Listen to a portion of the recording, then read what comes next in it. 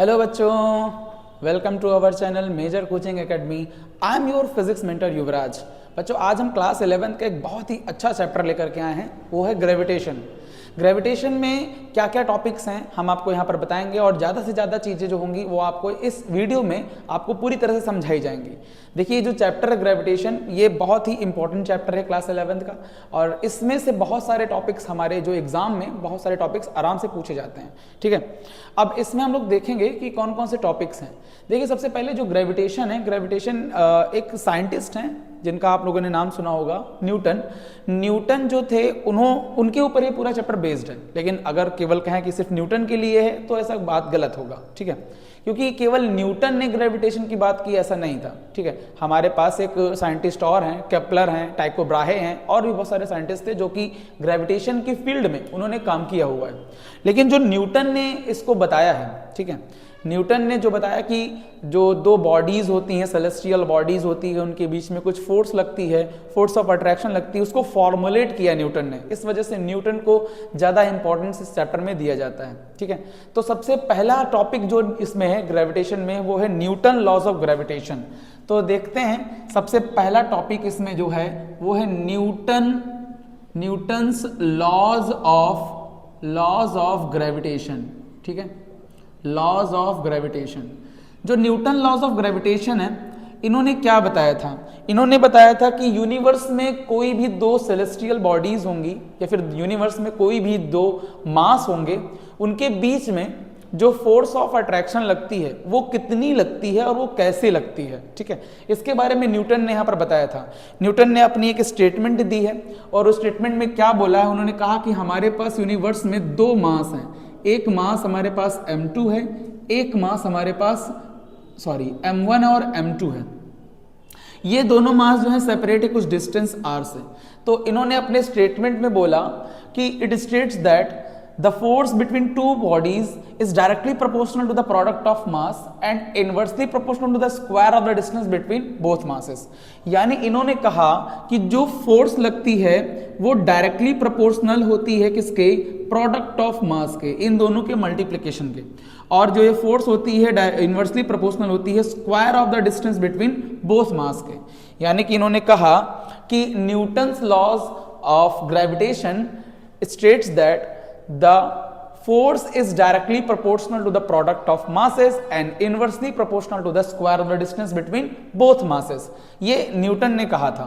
ठीक है, अच्छा यहां पर जरा समझो ध्यान से, यूनिवर्स में जो भी दो मास होंगे, ठीक है, कोई भी मास हो, उनके बीच में कुछ ना कुछ फोर्स ऑफ अट्रैक्शन लगता है। ठीक है, अब इसमें क्यों फोर्स ऑफ अट्रैक्शन लगता है इसके बारे में हम अभी चर्चा करेंगे। ठीक है, अब यहां पर क्या है, दोनों इक्वेशन को अगर हम मिक्सअप करते हैं तो क्या आएगा, देखते हैं। यहां पर हमारे पास दो इक्वेशन होंगी, equation number first, equation number second. जब दोनों को मिलाएंगे तो force is directly proportional to m1 m2 upon r square. ठीक है, अब यहां पर जब ये प्रोपोर्शनैलिटी हटता है तो एक कांस्टेंट आता है, उसको बोलते हैं g। यहां आएगा m1 m2 upon r square. ठीक है, ये जो g होता है, ये g होता है यूनिवर्सल ग्रेविटेशनल कांस्टेंट। इसको क्या बोलते हैं? Universal gravitational constant. और इस g की वैल्यू होती है 6.67 into 10 to the power -11 newton metre square पर kg स्क्वायर। ठीक है, यहां से देखो g की यूनिट निकाल सकते हैं, न्यूटन मीटर स्क्वायर पर kg स्क्वायर आ जाएगी। अच्छा, इसका नाम क्या है? Universal gravitational constant. देखिए इसका मतलब क्या होता है। यूनिवर्सल ग्रेविटेशन कांस्टेंट का मतलब यह है कि यूनिवर्स में कहीं पर भी ये जो कैपिटल जी की वैल्यू है ये हर जगह पर सेम होगी। ठीक है, कहने का मतलब ये है कि अगर आप अर्थ के ऊपर दो बॉडीज लेते हैं, ठीक है, लेट सपोज हमारे पास यहाँ पर दो बॉडीज हैं अर्थ के ऊपर, एक बॉडी ये ले लेते हैं और एक बॉडी ये ले लेते हैं, दो बॉडीज हमारे पास। ठीक है, तो इसके पास भी कुछ ना कुछ मास है, इसके पास भी कुछ ना कुछ मास है, तो ये अपने मास से इस वाले बॉडी को अपनी तरफ खींच रहा है। ठीक, और ये वाली बॉडी के पास भी मास है, तो ये वाली बॉडी भी इस वाले मास को अपनी तरफ कुछ न कुछ फोर्स से खींच रही है। लेकिन इन दोनों के बीच में जो फोर्स लग रही है वो बहुत छोटी फोर्स होती है। और वो छोटी फोर्स क्यों होती है? क्योंकि इनके बीच में जो ये यूनिवर्सल ग्रेविटेशन कांस्टेंट है वो बहुत छोटा है। ध्यान से देखो, 10⁻⁻11 होता है। ठीक, अब जरा ध्यान से सुनो मेरी बात। ये यूनिवर्सल ग्रेविटेशन कांस्टेंट है, नाम से ही क्लियर है, यूनिवर्सल है।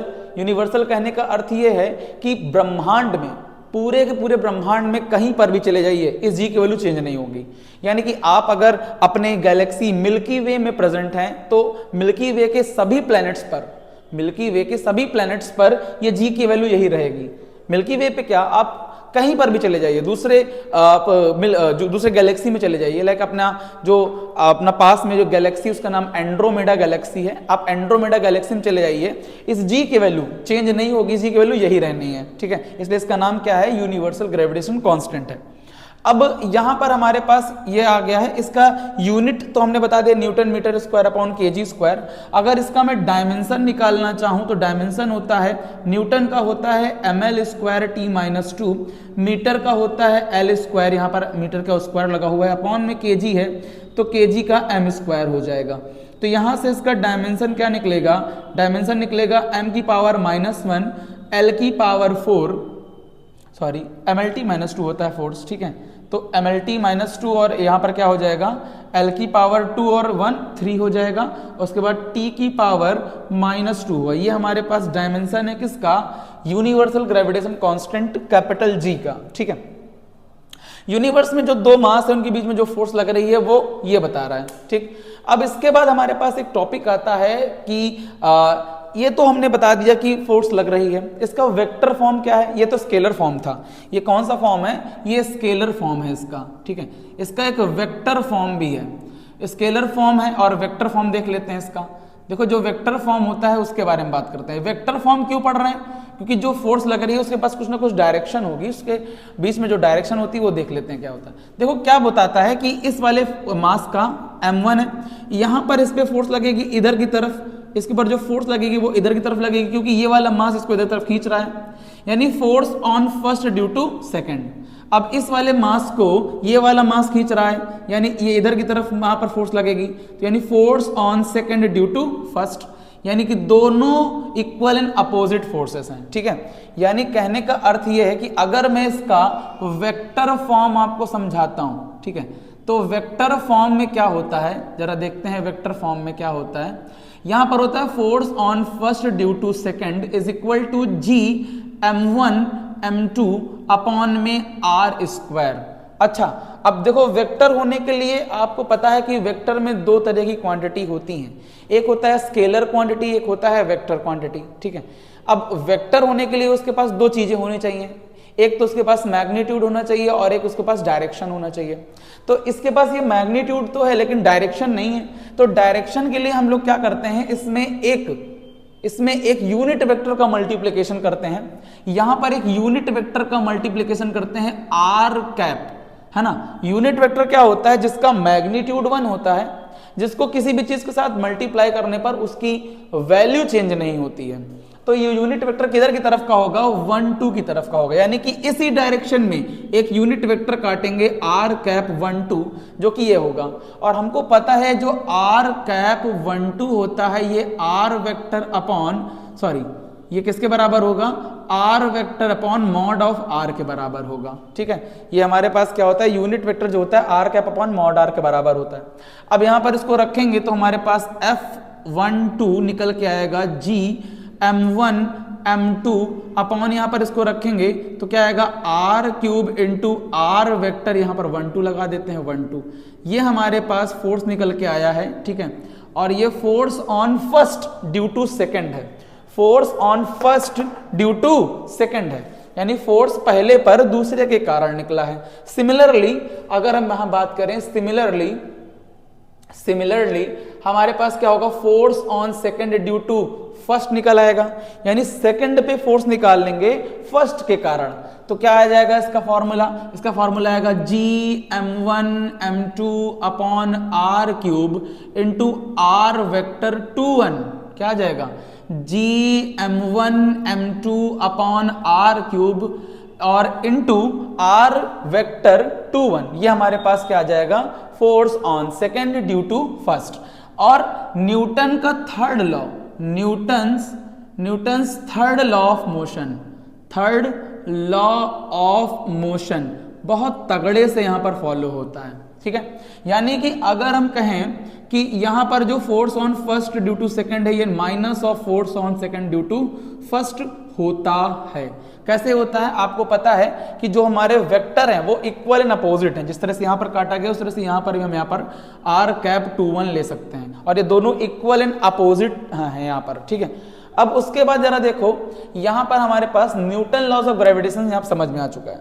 अच्छा एक बात बताओ कि कंडीशन क्या है न्यूटन के लॉज को लगाने के लिए, ठीक। कंडीशन ये है, सबसे पहले तो हमारे पास ये जो न्यूटन का लॉ है ये सेंटर ऑफ मास से लेकर के सेंटर ऑफ मास तक लगता है। जैसे कि अगर हम बात करें यहाँ पर कि हमारे पास ये किताब है और इस किताब और इस फोन के बीच में, इस किताब और इस फोन के बीच में जो फोर्स ऑफ अट्रैक्शन है वो कैसे लग रही है, देखो जरा ध्यान से। अब इसके यहां से यहां तक का जो होगा वो नहीं होगा, मतलब कि उसमें फोर्स नहीं लगेगी। इसके सेंटर ऑफ मास से इसके सेंटर ऑफ मास में जो फोर्स ऑफ अट्रैक्शन होगा वो लगेगा, ठीक। इसके सेंटर ऑफ मास यहां से और इसके सेंटर ऑफ मास यहां से। कहने का मतलब ये है कि यहां पर सेंट्रल फोर्स होना चाहिए।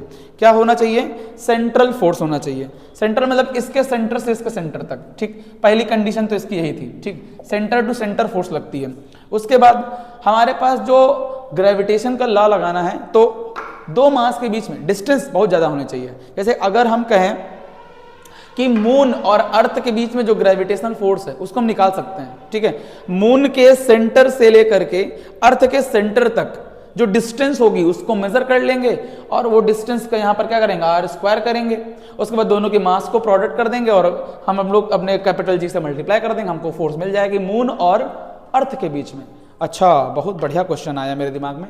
मून अर्थ को खींच रहा है, अर्थ मून को खींच रहा है, लेकिन न मून अर्थ के पास आ रहा है न अर्थ मून के पास जा रहा है। ऐसा क्यों?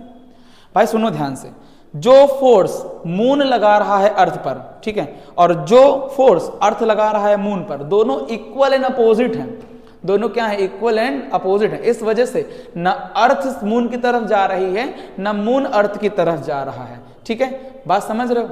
क्लियर है? अब जरा समझो ध्यान से। यहां पर हमारे पास ये समझ में आ चुका है, इसका स्क्रीनशॉट आप ले लीजिए। उसके बाद हम आगे बढ़ते हैं। तो यहां पर आपको समझ में आ चुका है। अब एक टॉपिक और यहां लेते हैं हम लोग, ठीक है। न्यूटन लॉज ऑफ ग्रेविटेशन आपको समझ में आ चुका है। अब उसके बाद हम आपको समझाएंगे यहां पर कि यहां पर ग्रेविटी क्या होता है, ठीक है। ग्रेविटी का मतलब क्या होता है और ग्रेविटेशनल का मतलब क्या होता है, ठीक है। देखो, ग्रेविटी जो होती है वो अर्थ की होती है और ग्रेविटेशन जो होता है वो पूरे किसी भी ऑब्जेक्ट के लिए होता है। यानी कि अगर मैं खड़ा हूं तो मेरी भी एक ग्रेविटेशनल फील्ड होगी, ठीक है। लेकिन जो ग्रेविटी है, ग्रेविटी में दो बॉडी में से एक बॉडी का अर्थ होना जरूरी है। जैसे अगर मैं बात करूं इस मार्कर में, इस मार्कर की जो ग्रेविटी है वो कितनी है, तो इसमें और अर्थ में, इसमें और अर्थ में तो जो फोर्स लग रहा होगा, तो इसके ऊपर जो फोर्स लग रहा होगा उसको क्या कहेंगे? ग्रेविटी कह देंगे।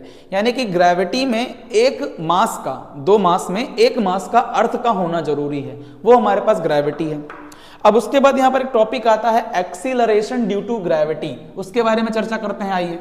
Acceleration due to gravity. Acceleration due to gravity कुछ नहीं है, बहुत आसान सा टॉपिक है। आपने क्लास 10th में भी पढ़ा होगा एक्सीलरेशन ड्यू टू ग्रेविटी।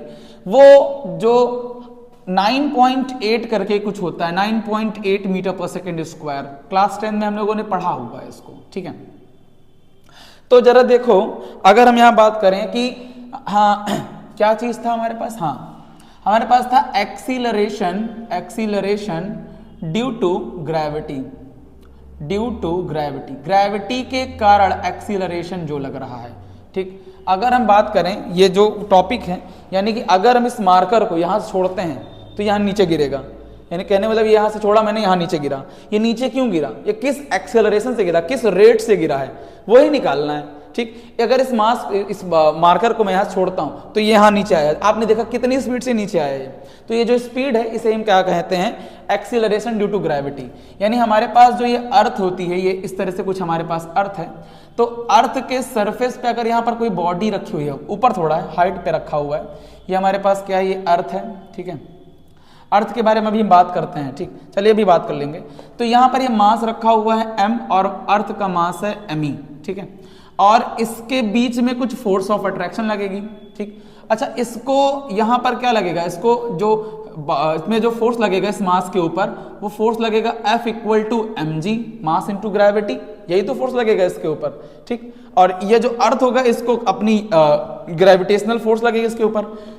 यानी कि अगर हम कहें कि जो mg है, सॉरी यहां पर हम कहेंगे जो फोर्स है इस मास और इस मास के बीच में, वो कितना होता है, वो फोर्स होता है G me into M upon R E का स्क्वायर। आर ई क्या है, रेडियस ऑफ अर्थ। ये रेडियस ऑफ अर्थ है, ठीक है, यहां से लेके यहां तक होता है।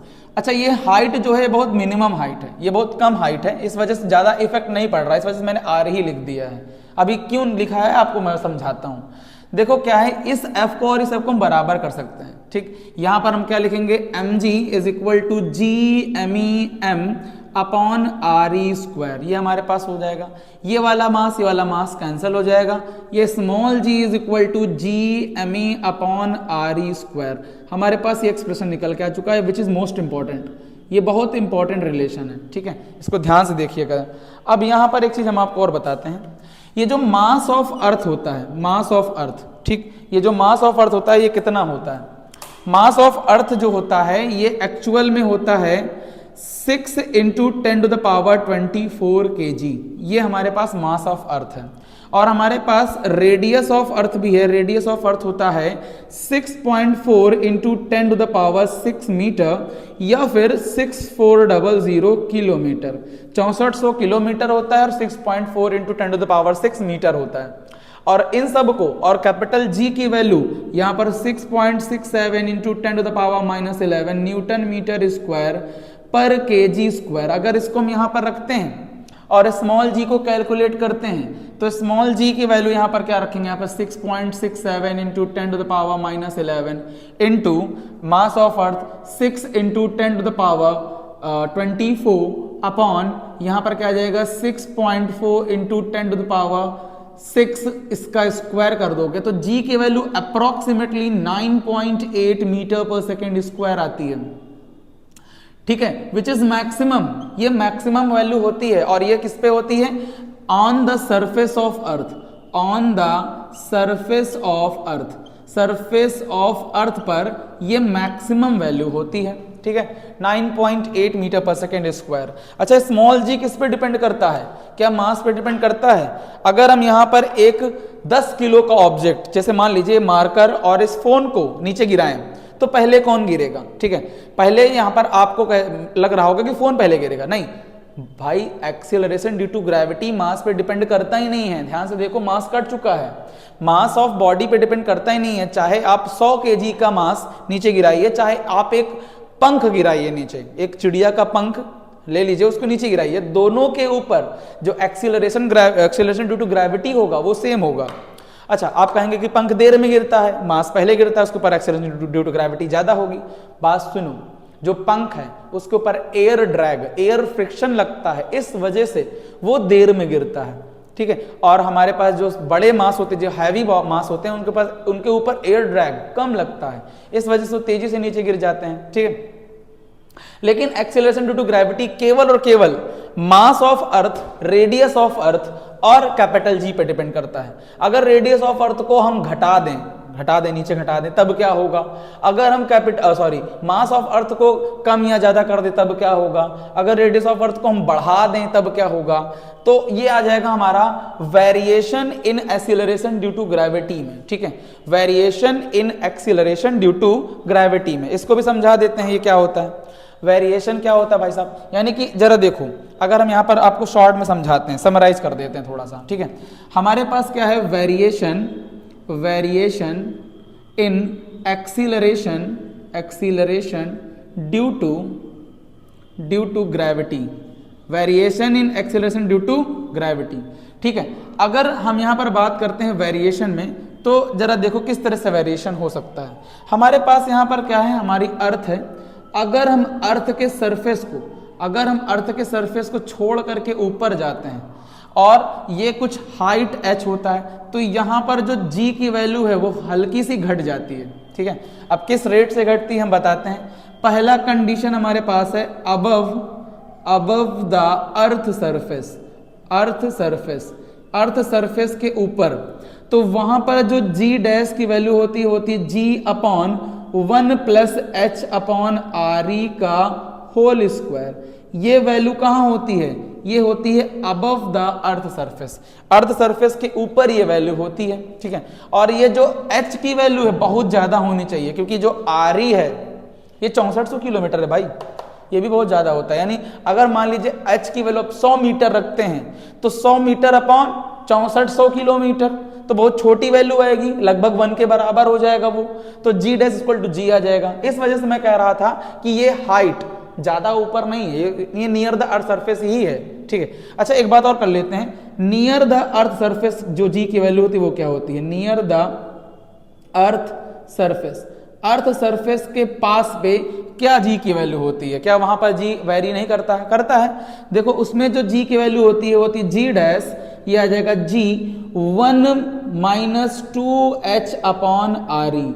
ये हमारे पास नियर द अर्थ सरफेस का फॉर्मूला है। यानी अर्थ सरफेस के पास, यानी यहां पर जो जी की वैल्यू होती है वो ये होती है, ठीक है। एच की वैल्यू ज्यादा नहीं होगी यहाँ पर, ठीक है। एच की वैल्यू आप यहाँ पर ले सकते हैं लगभग 200 किलोमीटर 300 किलोमीटर अर्थ सरफेस से ऊपर चले जाओ तो वहां पर जी की वैल्यू इस तरह से वेरी करेगी। लेकिन अगर एच की वैल्यू 1500 किलोमीटर 2000 किलोमीटर 2500 3000 किलोमीटर आप जाते हैं तब उसके बाद जी डैश की वैल्यू यहां पर अबव द अर्थ सरफेस वाला लगता है। यानी कि अगर आप अर्थ की सरफेस को छोड़ करके ऊपर जाते हैं तो एक्सेलरेशन ड्यू टू ग्रेविटी जो है वो क्या होता है? वो घटता है, ठीक है। अगर हम क्या करें, अर्थ के सरफेस के नीचे आ जाएं तब, यानी हमारे पास अर्थ का सरफेस है ये वाला, ये ऐसे, ठीक है। ये अर्थ सरफेस है, जरा देखो किस तरह से हमारे पास ये अर्थ है, हम अर्थ की सरफेस के अंदर चले गए, ठीक है। थोड़ा बड़ा बनाते हैं, ये अर्थ है और इसके हम अंदर चले आएंगे, ठीक है। जरा देखो हमने यहाँ पर गड्ढा किया और गड्ढा करके हम अंदर चले आए ऐसे, ठीक। अब यहाँ पर ये सेंटर है और ये क्या है? रेडियस ऑफ अर्थ है, ये क्या है? ये स्मॉल आर हो जाएगा, ठीक। तो हम स्मॉल आर को लिख सकते हैं आर ई माइनस एच, या फिर आर ई माइनस, इसको डी बोल सकते हैं, डेप्थ होता है ये डी होता है डेप्थ। यानी आर ई में से अगर डी को माइनस कर दे तो आर मिल जाएगा, हमको स्मॉल आर मिल जाएगा, ठीक है। तो अगर हम करें कि बिलो द अर्थ सरफेस क्या होता है? बिलो द अर्थ सरफेस के अंदर नीचे वहां पर variation in acceleration due to gravity है, वो क्या होता है?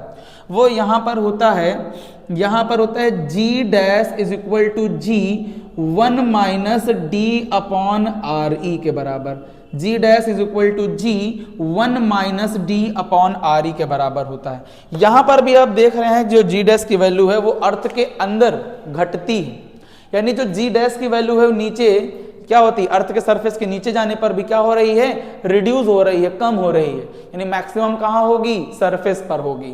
कहने का अर्थ ये है। अच्छा पूछ सकते हो भाई साहब क्यों कम हो रही है? भाई ऊपर जाने पे भी कम हो रही है, सरफेस पे मैक्सिमम है, नीचे कम हो रही है। नीचे कैसे कम हो रही है भाई? क्योंकि हमारे पास जब आप गड्ढा करके नीचे चले जाएंगे तो वहां पर जो मास ऑफ अर्थ है वो भी वेरी कर जाएगा। कैसे वेरी करेगा? पहले जब आप अर्थ के ऊपर खड़े थे तो पूरा अर्थ का मास आपको खींच रहा था, लेकिन जब आप यहां आकर खड़े हो गए, यहां पर अंदर खड़े हो गए, तब आपको सिर्फ अर्थ का इतना मास खींच रहा है, जो बाहर का मास है वो आपको खींच नहीं रहा है। इस वजह से मास जो है रिड्यूस हो जा रहा है अर्थ का, और इस वजह से जी की वैल्यू भी क्या हो रही है? डिक्रीज कर रही है। क्या मेरी बात समझ में आ रही है कि नहीं आ रही है? ठीक है। अब इनका कुछ डेरिवेशन है, और डेरिवेशन भी आपको हम यहाँ पर डेरिवेशन तो नहीं दे पाएंगे क्योंकि हम यहाँ पर चाहते हैं कि ज़्यादा से ज़्यादा चीज़ें कवर करें, ठीक है। फुल चैप्टर यहाँ पर रिकैप कर लेते हैं खटाक से। तो हमारे पास जो है, अच्छा एक चीज़ और है जिसमें कि रोटेशन ऑफ अर्थ की वजह से भी जी की वैल्यू अफेक्ट करती है। यानी जो रोटेशन ऑफ अर्थ होता है उसकी वजह से भी जो जी की वैल्यू होती है वो डिक्रीज करती है, ठीक है। हमारी जो अर्थ है वो 11.2 डिग्री पर टिल्टेड है, ठीक है। जो हमारा रोटेशन ऑफ अर्थ है उसकी वजह से भी स्मॉल जी की वैल्यू पे अफेक्ट होता है, ठीक है। और ये भी पूछ सकते हैं कि कहाँ पर जी की वैल्यू ज़्यादा होती है, पोल्स पर होती है कि इक्वेटर पे होती है। वो तो यहाँ से क्लियर हो रहा है कि g is inversely proportional to the, अच्छा यहाँ पे गलत हो गया, देखो यहाँ पर आर स्क्वायर है, यहाँ पर भी क्या लगेगा, आर स्क्वायर लगेगा, ठीक है। तो यहाँ पर देखो स्क्वायर लगाया हुआ है, तो यहाँ पर जी डैश जो है आर स्क्वायर पर डिपेंड कर रहा है, यानी अगर रेडियस ऑफ अर्थ जहां से कम होगा, ये कम होगा तो ये ज्यादा हो जाएगा, ठीक। अगर हम पोल्स की बात करते हैं तो पोल्स पर जी की वैल्यू ज्यादा होती है क्योंकि रेडियस ऑफ अर्थ कम हो जाता है, और इक्वेटर पे क्या होती है, आर की वैल्यू बढ़ जाती है, इस वजह से जी की वैल्यू घट जाती है। क्या मेरी बात समझ में आ गई, नहीं आ गई? अच्छा, यहां से एक रिलेशन निकल रहा है, उस रिलेशन को जरा ध्यान से देखो। क्या हम जी को G R E square is equal to G M E लिख सकते हैं, ठीक है। इसको ध्यान में रखेंगे और इसका यूज बहुत सारे आगे हम करेंगे, अभी बहुत सारे डेरिवेशंस में या फिर बहुत सारे टॉपिक्स में इसका यूज करेंगे। यहां से निकाला है G M E is equal to G R A square, ये आपको समझ में आ गया कि नहीं आ गया? इनका डेरिवेशन आपको हम बाद में दूसरी वीडियो में, एक शॉर्ट वीडियो में दे देंगे कि variation acceleration due to gravity का ये डेरिवेशन होता है, ये डेरिवेशन होता है। अभी आप केवल नोट कर लीजिए कि इसका ये फॉर्मूला होता है, इसका ये फॉर्मूला होता है, ठीक है। आप जल्दी से इसका स्क्रीनशॉट ले लीजिए, तो वीडियो पॉज करके जल्दी से इसको लिख लीजिए, हम इसके बाद आपको अगला टॉपिक बताते हैं, ठीक है भैया। बहुत इंटरेस्टिंग चैप्टर है यहाँ पर, ठीक, हम इसको देखते रहेंगे और इसमें जो भी इंटरेस्टिंग टॉपिक्स हैं आपको समझाते रहेंगे। अब यहाँ पर आपको एक और टॉपिक हम समझाएंगे, वो होगा हमारे पास अगला टॉपिक, हम इसको बोल देंगे कि जैसे हाँ, अब आपको हम समझाने वाले हैं यहाँ पर कि ग्रेविटेशनल फील्ड क्या होती है, ग्रेविटेशनल फील्ड किसे कहते हैं, ठीक। अच्छा, ग्रेविटेशनल फील्ड और एक्सेलरेशन ड्यू टू ग्रेविटी में ज़्यादा अंतर नहीं है, हम आपको यहाँ समझाते हैं थोड़ा सा। जो ग्रेविटेशनल फील्ड है उसके बारे में बात कर लेते हैं। देखो ग्रेविटेशनल फील्ड क्या है देखेंगे यहाँ पर, ग्रेविटेशनल फील्ड के बारे में बात करते हैं। जो ग्रेविटेशनल फील्ड होता है वो क्या होता है, इसके बारे में बात करते हैं। देखो जो ग्रेविटेशनल फील्ड है, इनका कहना यह है कि अगर कोई मास है तो वो मास अपने चारों तरफ एक इनविजिबल फील्ड जनरेट करता है, उसे हम ग्रेविटेशनल फील्ड कहते हैं। जैसे अगर हमारे पास एक चार्ज पार्टिकल है, वो चार्ज पार्टिकल अपने चारों तरफ एक फील्ड जनरेट करता है, उसी तरह से मास, हमारा जो भी एक कोई भी मास होगा, वो मास अपने चारों तरफ एक इनविजिबल फील्ड जनरेट करता है, दैट इज ग्रेविटेशनल फील्ड, या फिर हम चार्ज की बात करें तो इलेक्ट्रिक फील्ड।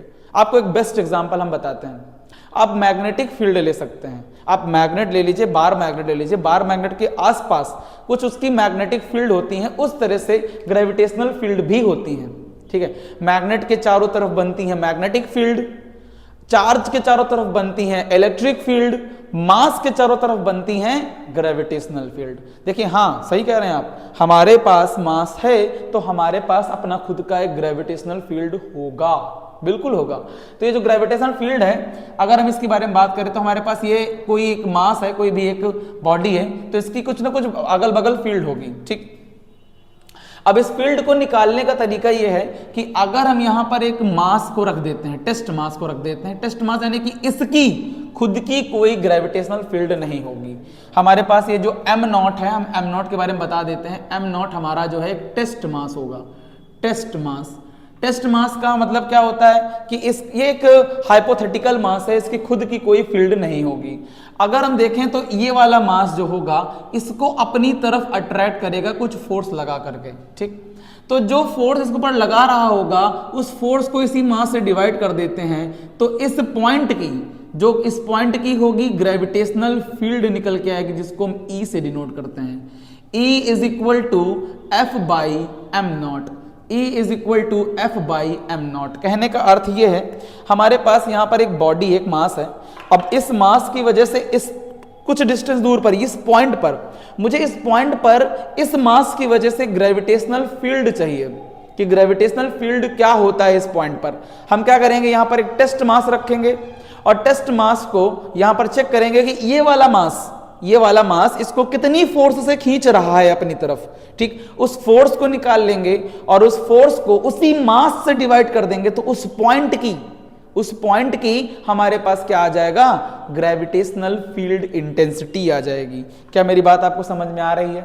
अच्छा देखें तो इसकी यूनिट क्या होगी, यूनिट इसकी होगी न्यूटन पर केजी, ठीक है। न्यूटन पर केजी यूनिट होगी। अच्छा, इसको देखा जाए ना न्यूटन पर केजी को, तो हम इसको एक तरह से और लिख सकते हैं। न्यूटन को हम क्या लिख सकते हैं, केजी मीटर पर सेकेंड स्क्वायर।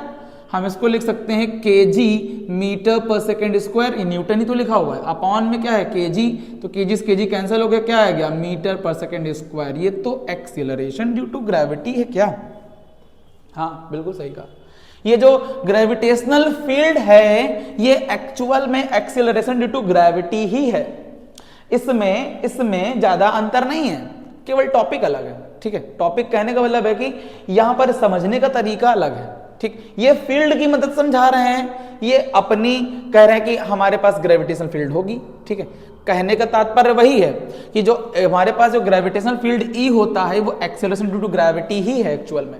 अगर हम यहां पर बात करें ई की, तो इन दोनों के बीच में जरा फोर्स दो, कितनी होगी जी एम और एम नॉट अपॉन में आर स्क्वायर और अपॉन में एम नॉट से एम नॉट कैंसिल हो जाएगा।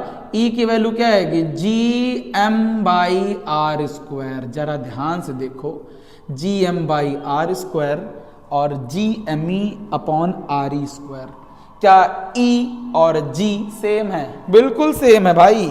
एक्सीलरेशन ड्यू टू ग्रेविटी और ग्रेविटेशनल फील्ड एक ही टॉपिक है लगभग। चलो, अब यहां पर क्या हम बोल रहे हैं, लगभग क्यों बोल रहे हैं, क्योंकि एक्सीलरेशन ड्यू टू ग्रेविटी ये अर्थ का है और ये किसकी बात हो रही है, किसी भी मास की, ये किसी भी मास की बात की हो रही है।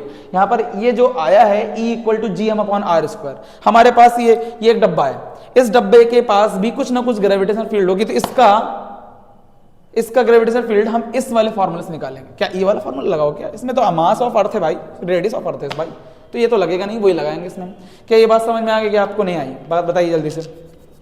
हाँ ठीक है, बहुत अच्छे। अब हम आपको समझाते हैं कि ग्रेविटेशनल पोटेंशियल क्या होता है। ठीक है, ग्रेविटेशनल पोटेंशियल डिफरेंस क्या होता है, ग्रेविटेशनल पोटेंशियल एनर्जी क्या होती है, इसके बारे में बात कर लेते हैं जल्दी से। ठीक है, हटाते हैं इसको।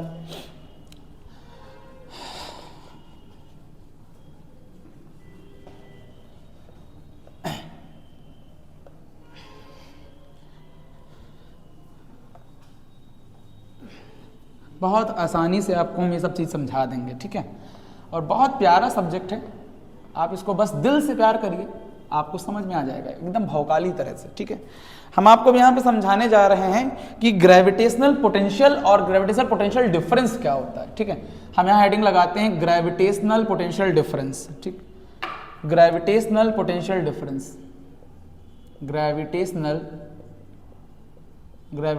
Potential difference. देखो, ग्रेविटेशनल पोटेंशियल नाम की कोई चीज डिफाइन नहीं है। ठीक है, वो डिफाइन होती है पोटेंशियल डिफरेंस। ये क्या कहता है हमसे, जरा समझते हैं इसको। ये कहता है हमारे पास दो कॉन्फ़िगरेशन है। ठीक है, ये ए है और ये बी है, और हमारे पास यहाँ पर क्या है, इन्फिनिटी है।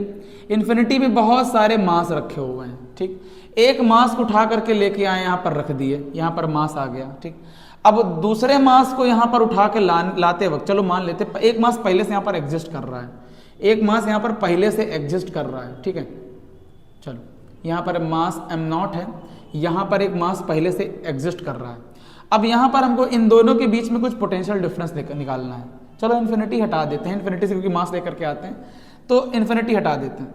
एक काम करते हैं, चलो यहाँ से एक मास को उठा करके हम इस पॉइंट पे रखते हैं। ठीक है, जब इस मास को उठा करके इस पॉइंट पे रखेंगे तो मुझे कुछ ना कुछ वर्क डन करना पड़ेगा, यानी कि एक जगह से, एक यहाँ पर है, ठीक है, यहाँ से उठा करके यहाँ पर मास रखने में मुझे कुछ वर्क डन करना पड़ेगा। तो इस काम को करने में जो वर्क डन लगा, वो वर्क डन किस में गया, वो गया चेंज इन पोटेंशियल एनर्जी में। किसकी, इस बॉडी की। इस बॉडी की जो चेंज इन पोटेंशियल एनर्जी होगी वो बराबर होगा किसके, वर्क डन के बराबर होगा। ठीक, कैसे, जरा देखो, ग्रेविटेशनल पोटेंशियल डिफरेंस यहाँ पर क्या होगा, ये होगा VA, यहाँ होगा VB। तो पोटेंशियल डिफरेंस क्या होता है, final minus initial is equal to W, कहां से कहां लेकर के आए हैं, B/A डिवाइडेड बाई M। ठीक है, ये gravitational potential difference is defined as the work done in bringing a unit positive, sorry, in work done in bringing a unit mass from one point to another point and divided by that mass. फिर सुनो, the gravitational potential difference is defined as the work done in bringing a mass from one point to another point and divided by that mass. This is the potential difference between 2 point. दो point के बीच में जो potential difference होगा एक मास को उठा करके दूसरे मास पर ले जाने के वक्त, ठीक है, जब ले जाते हैं, जब इसमें वर्क डन लगता है, वो वर्क डन जो होता है वो कहां से कहां कर रहे हैं, ए बी से ए की तरफ कर रहे हैं, फाइनली कहां पर आए हैं, ए पर आए हैं, तो final minus initial is equal to work done from B to A divided by that mass. ये हमारे पास क्या होता है, पोटेंशियल डिफरेंस होता है, ये ग्रेविटेशनल पोटेंशियल डिफरेंस होता है, ठीक है। अब हम आपको समझाते हैं कि हमारे पास एक और चीज होता है, ग्रेविटेशनल पोटेंशियल एक टर्म होता है, उसको समझते हैं।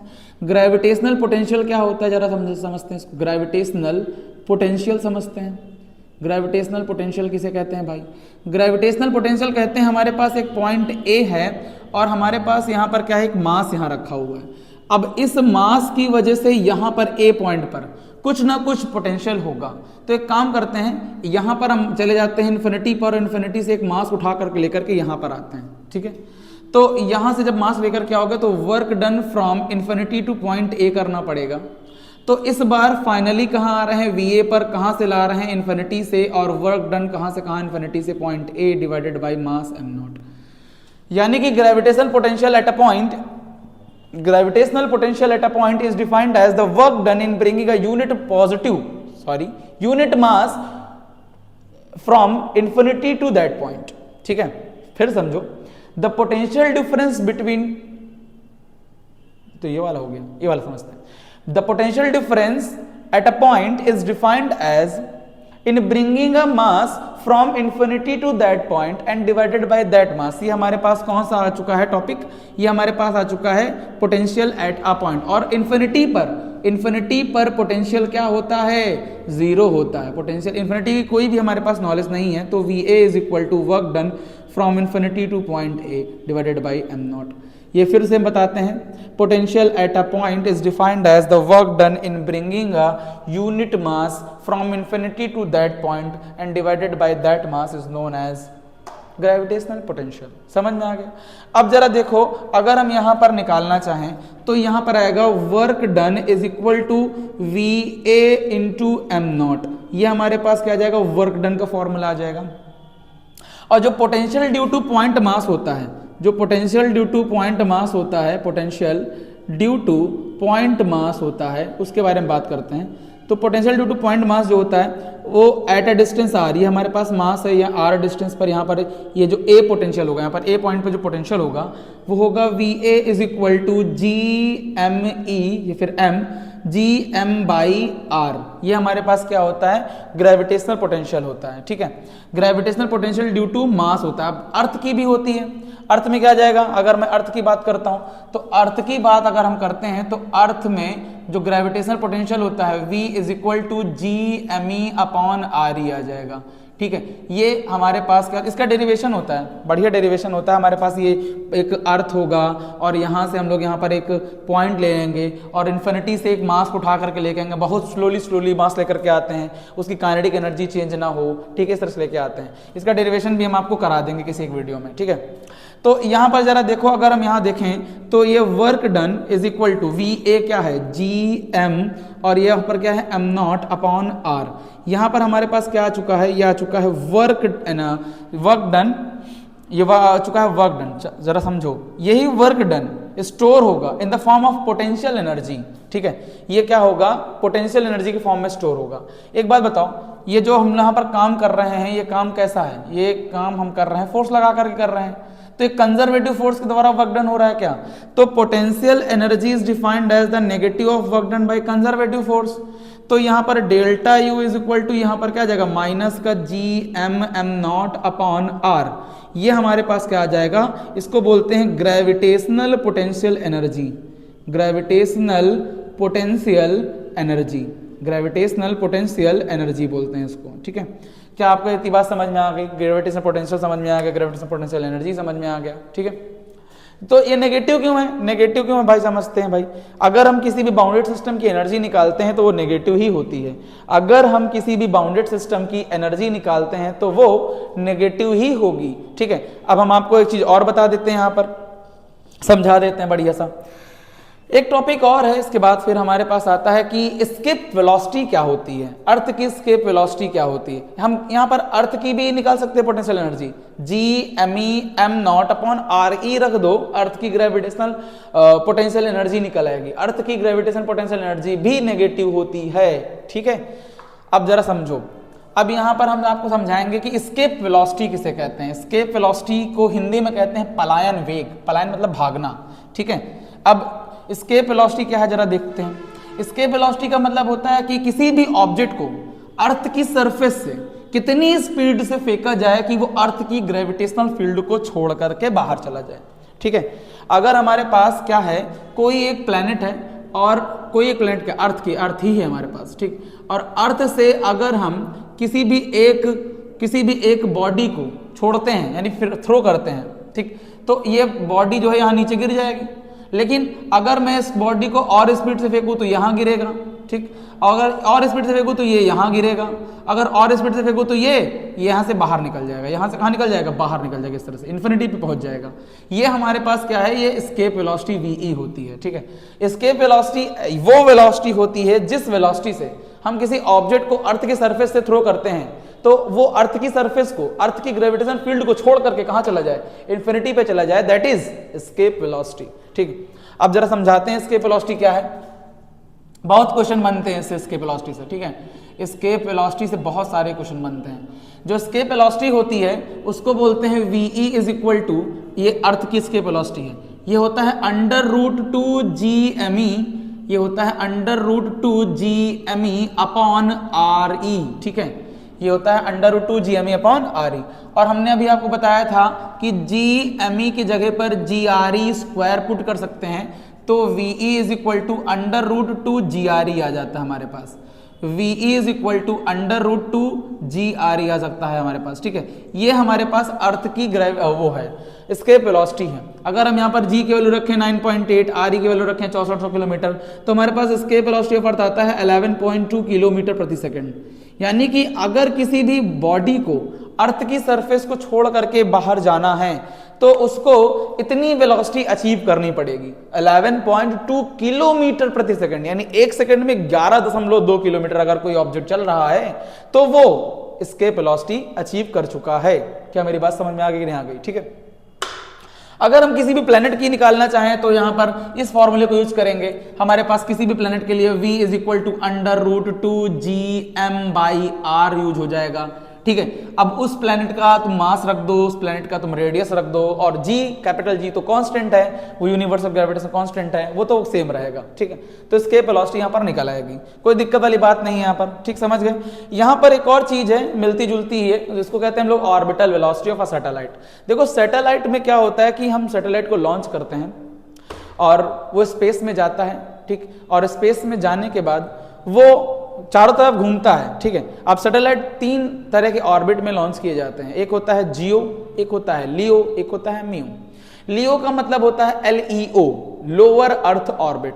जियो का मतलब होता है जियो सिंक्रोनस ऑर्बिट, और मियो का मतलब होता है मिडिल अर्थ ऑर्बिट, ठीक है। ये 3 हमारे पास लॉन्चिंग बेल्ट्स हैं, इन बेल्ट्स पर हम अपने सैटेलाइट को स्टेबल बनाते हैं, ठीक है। अच्छा, सैटेलाइट की हम बात करते हैं, ऑर्बिटल वेलोसिटी की बात कर लेते हैं इसी में, ठीक है। तो चलिए ऑर्बिटल वेलोसिटी देखते हैं। हमारे पास जो है ऑर्बिटल वेलोसिटी जो है वो क्या है, ऑर्बिटल वेलोसिटी, ठीक। ऑर्बिटल वेलोसिटी हम किसे कहते हैं, ऑर्बिटल वेलोसिटी वो वेलोसिटी होती है जो वेलोसिटी अचीव करता है कोई एक सैटेलाइट, और उसी वेलोसिटी से वो पूरे अर्थ पे या फिर किसी भी प्लेनेट के चारों तरफ वो घूमता रहता है।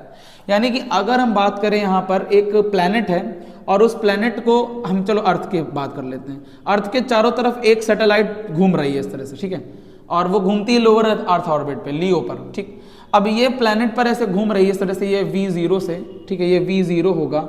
V0 क्या है हमारे पास, ऑर्बिटल वेलोसिटी है। V0 हमारे पास क्या है, ऑर्बिटल वेलोसिटी, ठीक। और यहाँ से अर्थ के सेंटर है।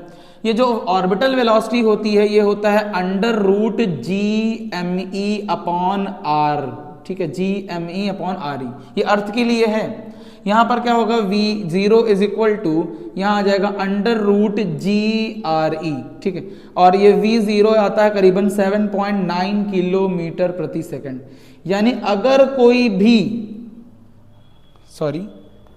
कोई भी नहीं, अगर किसी आपको कोई सैटेलाइट है जिसको लॉन्च करना है, ठीक है, आपको लोअर अर्थ ऑर्बिट पे, तो आपको इतनी स्पीड उस पार्टिकल को देनी होगी, तब जाकर के वो अर्थ के चारों तरफ घूमेगा, ठीक। और हमारे जितने भी सैटेलाइट्स हैं वो लगभग 7.9 किलोमीटर प्रति सेकंड की रफ्तार से घूम रहे होते हैं, ठीक है।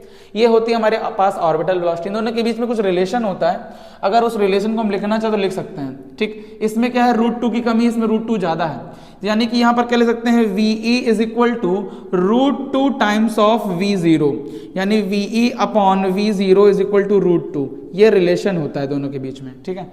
अब इनके बीच में कुछ डिफरेंस होता है, वो डिफरेंस भी आप निकाल सकते हैं। ये ऑर्बिटल वेलोसिटी और एस्केप वेलोसिटी के बीच में रिलेशन निकला है, VE upon V0 is equal to √2, ठीक है। ये इतनी बात आपको समझ में आगे नहीं आगे। अच्छा, एस्केप वेलोसिटी किस पे डिपेंड कर रहा है? अरे गजब, क्या ये मास पे डिपेंड कर रहा है? क्या मास ऑफ रॉकेट बढ़ाने से एस्केप वेलोसिटी पे फर्क पड़ रहा है? नहीं पड़ रहा। मास ऑफ ऑब्जेक्ट को बढ़ाने से एस्केप वेलोसिटी पे कोई फर्क ही नहीं पड़ रहा। यानी कि अगर हम चाहें तो इस मार्कर पेन को इतनी स्पीड से फेंकें, वो बाहर चली जाएगी, किसके? अर्थ की ग्रेविटेशनल फील्ड को छोड़ के बाहर चली जाएगी। और अगर हम एक 100 किलो का कोई ऑब्जेक्ट भी उसको इतनी स्पीड से फेंकते हैं तो वो भी अर्थ के जो है ग्रेविटेशनल फील्ड से बाहर चला जाएगा, क्योंकि escape velocity does not depend on the mass of object. In fact orbital velocity also does not affect on the mass, यानी कि अगर हम मास बढ़ा भी दें घटा भी दें, कोई इफेक्ट नहीं पड़ रहा है ऑर्बिटल वेलोसिटी पे।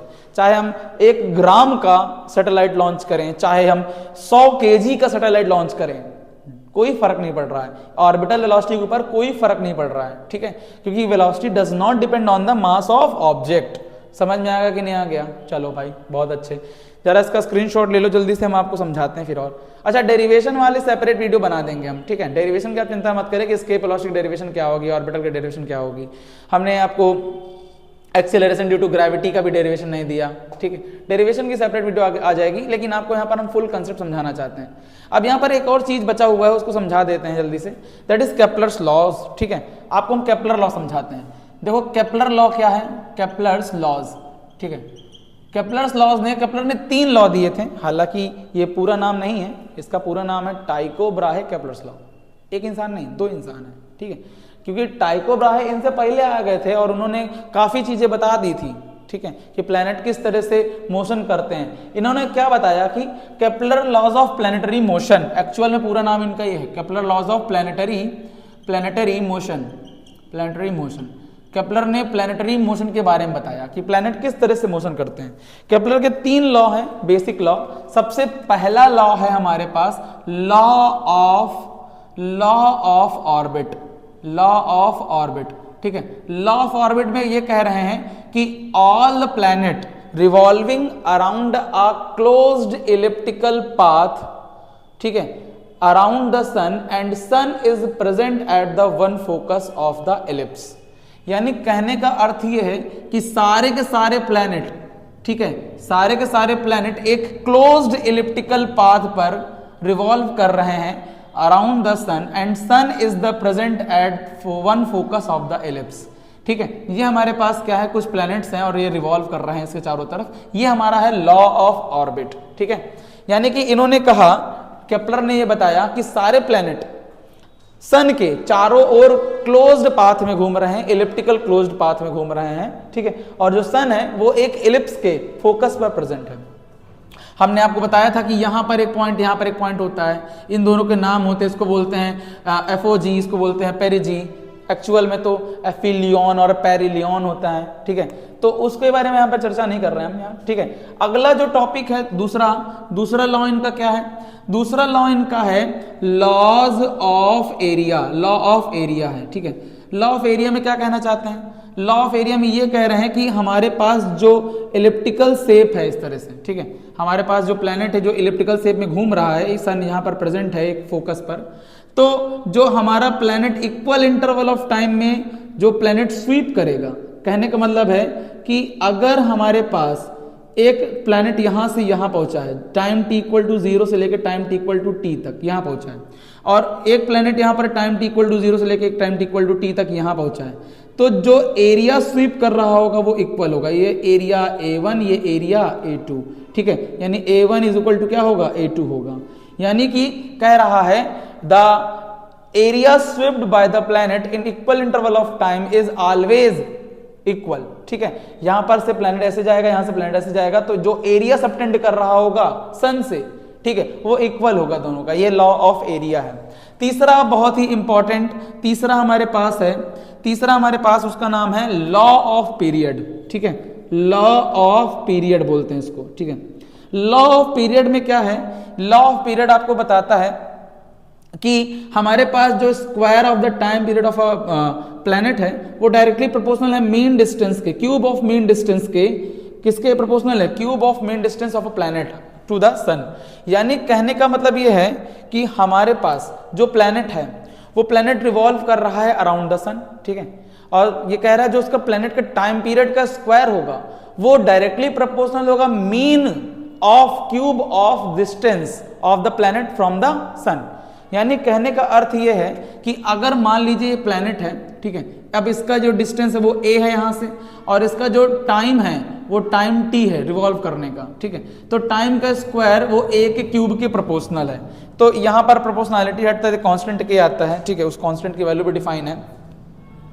तो यहां पर आपको केपलर लॉ समझ में आ गया है। इसके ऊपर हमारे पास इंपॉर्टेंट टॉपिक ये है, और स्केप वेलोसिटी, ऑर्बिटल वेलोसिटी, ये तो हमारे थ्योरी वाले पार्ट्स हैं। ठीक है, आपको ये चैप्टर पूरा समझ में आया होगा। ठीक, तो इसका जल्दी से आप स्क्रीनशॉट ले लें।